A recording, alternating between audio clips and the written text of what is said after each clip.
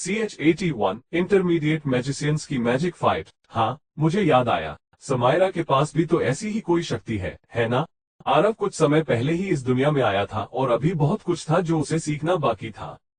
हाँ, ये element souls तो नेचर में अपने आप होते हैं, उसके अलावा पुरानी और खानदानी फैमिलीज के कुछ लोग होते हैं जिनके अंदर ये एलिमेंट सोल्स पैदाइशी होती है, मिस मीरा ने कहा। इनकी अवेकनिंग आम लोगों से कुछ साल पहले होती है और इनके इस एलिमेंट की जादुई शक्तियां बाकी लोगों से कहीं ज्यादा होती हैं। समायरा के पास ग्लास आइस सोल है, जिसका मतलब है कि उसकी शक्तियां आम आइस एलिमेंट यूजर से कई गुना ज्यादा होंगी। जब भी वो आइस स्प्रेड का इस्तेमाल करेगी तो 2 सेकंड के अंदर ही उसका दुश्मन पूरी तरह जम जाएगा। ऐसी स्पीड और जादुई शक्तियां मैजिकल बीस्ट को हराने में बहुत कारगर हो सकती है, मिस मीरा ने आरव को समझाते हुए कहा। उनकी बात सुनकर आरव हैरान हो गया था। अब उसे समझ में आ रहा था कि वो खुश बुढ़ा राजा वीर सिंह समायरा को किसी खजाने की तरह क्यों देखता था और पूरा शहर उसे जीनियस क्यों कहता था। इस ग्लास आइस सोल की वजह से वो बाकी सारे आइस मैजिशियन से कहीं ज्यादा शक्तिशाली थी। सिर्फ इतना ही नहीं, बल्कि उसने आम लोगों से कुछ साल पहले ही अपनी अवेकनिंग कर ली थी, इसलिए तो उसे देश की इतनी बड़ी यूनिवर्सिटी में आसानी से एडमिशन मिल गया था। आम मैजिशियंस तो इस तरह के टैलेंट से मुकाबला ही नहीं कर सकते, आरव ने धीमी आवाज में कहा। मिस मीरा आरव की बात सुनकर मुस्कुराने लगी और फिर उन्होंने कहा, तुम्हारी खास पावर भी तो किसी से कम नहीं है। आरव, तुम्हारे पास तो एक नहीं बल्कि 2 एलिमेंट हैं और अगर मुझे समायरा और तुम्हारी पावर में से किसी एक को चुनना हो तो मैं बेशक तुम्हारी ही चुनूंगी। और एलिमेंट सोल तो नेचर में भी मिलता है, लेकिन तुम्हारे जैसी पावर तो मिल ही नहीं सकता, ये बेहद खास है। मुझे ये सब बताने के बाद बेहतर महसूस हो रहा है। हर चीज के कुछ फायदे तो कुछ नुकसान भी होते हैं। आरव, अब अगर तुमने अपना मैजिक कल्टीवेशन जारी नहीं रखा और मैजिक रिसोर्सेस का इस्तेमाल नहीं किया तो तुम्हारे 2 एलिमेंट्स के होने का कोई फायदा नहीं रहेगा, मिस मीरा ने समझाया। आरव मिस मीरा की बात समझ रहा था। वो अच्छे से जानता था कि अगर उसके पास उसका काला पेंडेंट न होता और उसमें संजीवनी झील की शक्तियां न होती तो उसे भी मैजिक कल्टीवेशन करने में बहुत वक्त लगता। इतना ही नहीं, वो अच्छे से जानता था कि मैजिक रिसोर्सेस कितने जरूरी होते थे और इसलिए उसने कुछ समय पहले ही 2 स्टार ट्रेल खरीद लिए थे। इनकी कीमत करीब 1 लाख रुपए थी, लेकिन फायर सोल की कीमत 2 करोड़ थी। तो अब आरव ये सोच रहा था कि बाकी एलिमेंट्स के सोल्स की कीमत कितनी होगी। अभी तो उसके पास सिर्फ 2 एलिमेंट्स है, लेकिन उसकी दूसरी अवेकनिंग के बाद उसके पास 3 एलिमेंट्स हो जाएंगे। उसे अपने तीनों एलिमेंट्स के लिए उनकी सोल्स चाहिए थी जिससे वो उनकी ताकत बढ़ा सके। इतना सब सोचकर आरव का सिर दर्द करने लगा था। मुझे लगता है कि अगर मेरा पैसा ऐसे ही मैजिकल रिसोर्सेस में खत्म होता रहा तो मुझे जिंदगी भर उस गांव जैसी जगह में ही रहना पड़ेगा, आरव ने मन ही मन सोचा। मैं तो यही कहूंगी कि तुम एक अमीर और ताकतवर इंस्टीट्यूशन में जाओ। वो लोग तुम्हें महंगे से महंगे मैजिक रिसोर्सेज देंगे, जिससे तुम्हारा फ्यूचर अपने आप अच्छा हो जाएगा। हाँ, फिर आगे जाकर तुम्हें उनके ऑर्डर्स फॉलो करने पड़ेंगे, लेकिन तब तक वो तुम्हारे लिए बहुत कुछ कर चुके होंगे, मिस मीरा ने कहा। मैम, क्या आप मुझे उस इंस्टीट्यूशन में एडमिशन नहीं दिला सकती जहां आप काम करती हैं? वैसे में आप वहां भी मेरी टीचर बन जाएंगी और मैं आपकी हर बात मानूंगा, आपको कभी परेशान भी नहीं करूंगा, आरव ने खुश होकर कहा। नहीं आरव, ऐसा नहीं हो सकता।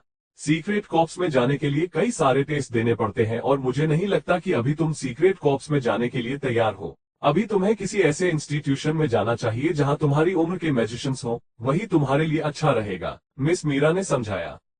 आरव समझ गया था कि मिस मीरा क्या कह रही थी। अभी उसके लिए जरूरी था कि वो अपने मैजिक कल्टीवेशन पर ध्यान दे। अगर वो किसी ऐसे इंस्टीट्यूशन में जाता जहां उसे काम करना होता तो उस पर कई सारी जिम्मेदारियां आ जाती और वो अपने आप पर ध्यान नहीं दे पाता। इसलिए उसके लिए अभी किसी मैजिक यूनिवर्सिटी में जाना ही बेहतर था। जैसे ही वो हंटर मैजिशियंस वहां से गए, आरव और मिस मीरा उनका पीछा करने लगे। मिस मीरा की शैडो स्पेल इतनी असरदार नहीं थी, इसलिए वो लोग उनके ज्यादा पास नहीं चल सकते थे, नहीं तो वो दोनों पकड़े जाते। इनके पीछे पीछे चलते हुए मिस मीरा और आरव वहां पहुंच गए थे जहां से नदी शुरू हुई थी। उन्होंने देखा कि यहाँ जानबूझकर नदी के पानी को बहने से रोकने के लिए एक बांध बनाया गया था और अब तो इस बांध में जितना भी पानी था वो भी सूख गया था। यहाँ इतने सारे लोग हैं, सच बात है कि ऐसी चीजें छुपती नहीं, मिस मीरा ने कहा। मिस मीरा और आरव पास में छुपे हुए थे और उन्होंने देखा कि बांध के पास 2 लोगों के ग्रुप खड़े हुए थे। एक ग्रुप उन्हीं हंटर मैजिशियंस का था जो पहले मिले थे। इसमें उन 3 लोगों के अलावा वो काउबॉय हैट वाला आदमी, वो आदमी जिसके चेहरे पर निशान था, और उनके लीडर राज को हटाकर उनके साथ 7 आदमी और थे। इन सारे हंटर मैजिशियंस को देखकर ऐसा लग रहा था कि वो अपने दुश्मनों के सामने खड़े थे। दूसरे लोगों के ग्रुप को देखकर ऐसा लग रहा था कि वो बस अभी अभी आए थे। वो लोग कुल 4 थे और उन्हें देखकर ऐसा लग रहा था कि वो किसी अमीर और पुरानी मैजिक फैमिली से थे। उन्हें देखकर बिल्कुल भी नहीं लग रहा था कि उन्हें हंटर स्क्वाड से डर लग रहा था। राज, अगर तुम जलपुर की सड़कों पर भीख नहीं मांगना चाहते तो एक अच्छे बच्चे की तरह अपने आदमियों को यहाँ से ले जाओ, उनके लीडर ने कहा। जो फायर सोल हमने यानी सिंघानिया फैमिली ने ढूंढा है वो हम किसी के साथ नहीं बांटेंगे, उन 4 में से एक आदमी ने कहा। वो उस ग्रुप का लीडर लग रहा था और उसने बाकी 3 लोगों से ज्यादा अच्छे कपड़े पहने हुए थे। उसे देखकर ऐसा लग रहा था कि उसने अपने कपड़ों और बालों को अच्छे से रखने में खूब पैसे खर्च किए थे। उसकी रिस्ट वॉच और जूतों को देखकर साफ समझ में आ रहा था कि वो कितना अमीर था। वो उन लड़कों में से था जिनके आगे पीछे बस लड़कियां घूमती ही रहती थीं। सिंघानिया फैमिली का नाम आरव ने कहीं पहले भी सुना था। उसे याद आ रहा था कि उसने इस नाम के कई लोगों को टीवी पर देखा था और उसने इस सरनेम वाले सारे लोगों को अमीर ही देखा था। वो लोग बिल्कुल सेलिब्रिटीज की तरह थे। तो ये है सिंघानिया फैमिली। इनकी नजरें भी उस फायर सोल पर ही टिकी हुई है। इस सिंघानिया फैमिली के सारे लोग ज्यादातर फायर एलिमेंट में स्पेशलाइज्ड होते हैं और ये फायर सोल उनके ही इलाके में मिला है। वो किसी और को इसे हाथ तक नहीं लगाने देंगे, मिस मीरा ने कहा। वो खुद एक फायर मैजिशियन थी, इसलिए उन्हें देश की सारी बड़ी बड़ी फायर एलिमेंट फैमिली के बारे में पता था। उन्हें देखकर ऐसा लग रहा है कि ये लोग मैजिक फाइट करने वाले हैं। लेकिन वो बुरा आदमी कहाँ है जिसका पीछा करने के लिए आपने मुझे भेजा था? आरव ने उन 2 ग्रुप के लोगों को मैजिक फाइट की तैयारी करते हुए देखकर कहा। वो यहीं कहीं छुपा होगा। वो जानबूझकर इन दोनों ग्रुप के मैजिशियंस की लड़ाई करवाना चाहता है ताकि आखिर में वो खुद फायर सोल ले सके, मिस मीरा ने कहा। अब हमें क्या करना चाहिए? आरव ने पूछा। हमें अभी इस मैजिक फाइट के खत्म होने का इंतजार करना चाहिए। कुछ भी हो जाए, इस बार मैं इसे बचकर भागने नहीं दूंगी। मिस मीरा ने ठान लिया था कि वो इस इंसान को पकड़कर ही रहेंगी। जब मिस मीरा और आरव बात कर रहे थे, उन सिंघानिया फैमिली के मैजिशियंस ने हंटर मैजिशियन से मैजिक फाइट करना शुरू भी कर दिया था। सिंघानिया फैमिली के वो चारों लोग फायर मैजिशियंस थे। जैसे ही उन्होंने मैजिक फाइट की शुरुआत की, उनके हाथों में फायर बॉलर्स आ गए थे।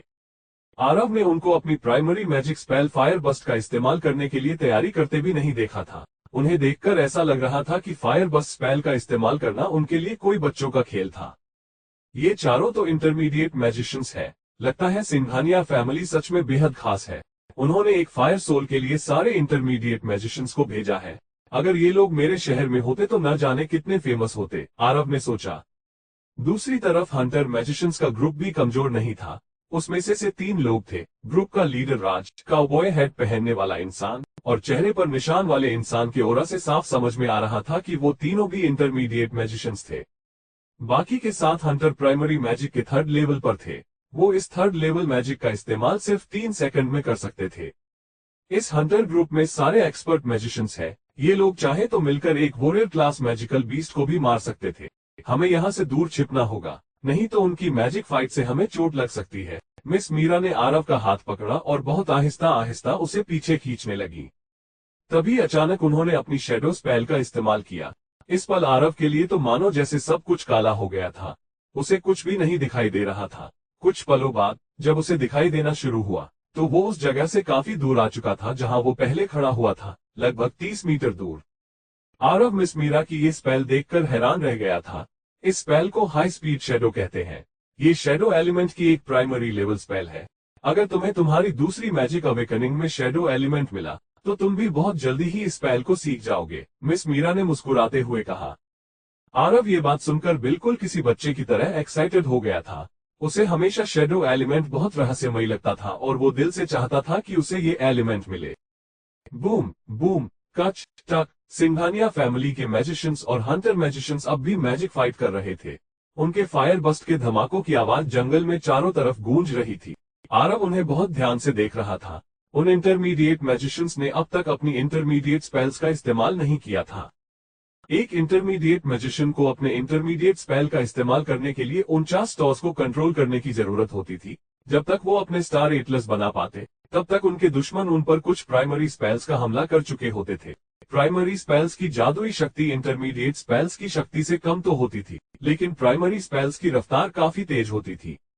तुम लोग मुझे प्रोटेक्ट करो, मैं इन्हें अपनी फेरी फिस्ट से मजा चखाता हूँ, सिंघानिया फैमिली के मैजिशियंस में से उस आदमी ने कहा जो उनमें से सबसे हैंडसम था।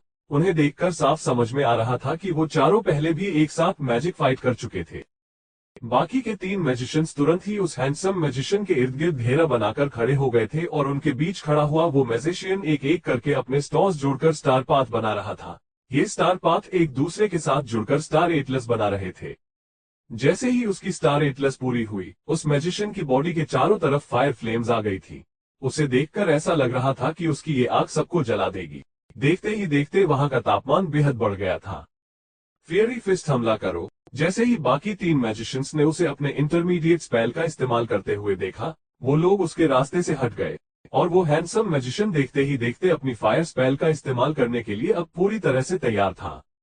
उस हैंडसम मैजिशियन को देखकर कोई भी बता सकता था कि उसे इंटरमीडिएट रैंक मैजिशियन बने काफी वक्त हो गया था। वो न सिर्फ बहुत तेजी से अपने इंटरमीडिएट स्पेल का इस्तेमाल कर रहा था, बल्कि अपने 49 स्टॉर्स को कंट्रोल करके एक स्टार एटलस बनाने के लिए उसे किसी मैजिक टूल की भी जरूरत नहीं पड़ी थी। जैसे ही बाकी के 3 फायर मैजिशियंस उसके सामने से हटे, एक बहुत बड़ा फेयरी फिस्ट आसमान से नीचे आने लगा। उस हैंडसम मैजिशियन की जादुई शक्तियां इतनी ज्यादा थी कि वो छोटी सी पहाड़ी भी कांपने लगी थी। अचानक से वहां गर्मी बहुत ज्यादा बढ़ गई थी। उस फेयरी फिस्ट के जमीन के पास आने पर एक बहुत तेज गर्म हवा चलने लगी थी, जिससे कई पेड़ टूट गए थे।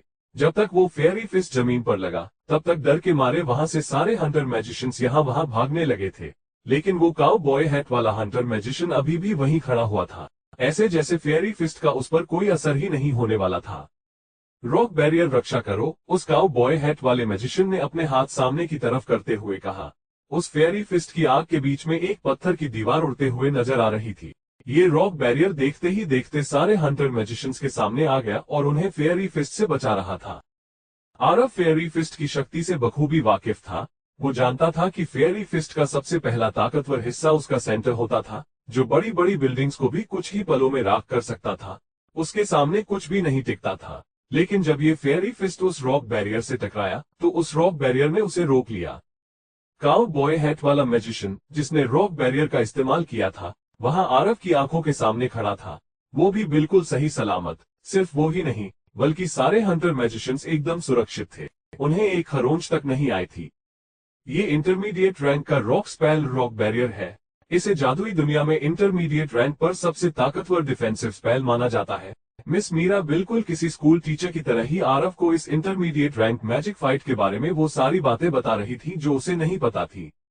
ये तो फेयरी फिस्ट को भी रोक सकती है। गजब है ये स्पेल, आरव ने कहा। उसने अब तक ऐसा कुछ भी नहीं देखा था जो फेयरी फिस्ट को रोक सकता था। वो इसे देखकर बेहद हैरान रह गया था। प्राइमरी रैंक पर सारे मैजिशियंस के पास सिर्फ एक ही स्पेल होती थी, इसलिए मैजिक फाइट के दौरान प्राइमरी मैजिशियंस बारी बारी एक दूसरे पर हमला करते थे। लेकिन इंटरमीडिएट रैंक पर मैजिशियंस के पास 2 मैजिक स्पेल्स होते थे, इसलिए इंटरमीडिएट मैजिशियंस के बीच की मैजिक फाइट स्पेल से ज्यादा दिमाग और चतुराई की लड़ाई होती थी। हंटर मैजिशियंस सिंघानिया फैमिली के मैजिशियंस की तरह किसी पुरानी मैजिक फैमिली में पैदा तो नहीं हुए थे, लेकिन उनकी शक्तियां सिंघानिया फैमिली के मैजिशियंस से कम भी नहीं थी। अब तक वो उन्हें बराबर की टक्कर दे रहे थे, जब तक कि उस काउ बॉय हैट वाले मैजिशियन की डिफेंसिव स्पेल का असर खत्म हुआ। तब तक उनके साथ वाला दूसरा इंटरमीडिएट हंटर मैजिशियन अपनी इंटरमीडिएट विंड स्पेल का इस्तेमाल करने लगा था। विंड डिस्क बवंडर, हमला करो। देखते ही देखते अचानक बहुत तेज हवा चलने लगी थी और चारों तरफ से एक जगह पर इकट्ठी हो रही थी। वहां खड़े सारे लोग महसूस कर पा रहे थे कि धीरे धीरे इस हवा की रफ्तार बेहद तेज होती जा रही थी और ये वहां मौजूद सारी चीजों को अपने अंदर खींच रही थी। कुछ ही पलों में इस बवंडर ने एक ड्रैगन का रूप ले लिया था, जो अपने रास्ते में आ रही हर चीज को निगलता जा रहा था। उसकी ताकत इतनी ज्यादा थी कि बड़े बड़े पेड़ भी उखड़कर उसके अंदर चले गए थे। जैसे जैसे ये ड्रैगन बवंडर बढ़ता जा रहा था, वैसे वैसे मिस मीरा और आरव भी इसका असर महसूस कर पा रहे थे। बांध के पास क्या हो रहा था, उन्हें कुछ भी दिखाई नहीं दे रहा था। अगर कुछ दिखाई दे रहा था तो वो बवंडर था, जो एक मॉन्स्टर की तरह वहां सब कुछ तबाह कर रहा था। आरव ने पहले भी कई बार विंड एलिमेंट का इंटरमीडिएट मैजिक फाइट देखा था, लेकिन फिर से उसे देखने के बाद आरव के दिल में हलचल मच गई थी। प्राइमरी रैंक के विंड ट्रैक के सामने ये इंटरमीडिएट ड्रैगन बवंडर एक ऐसा मॉन्स्टर था जिससे कोई भी नहीं बच सकता था।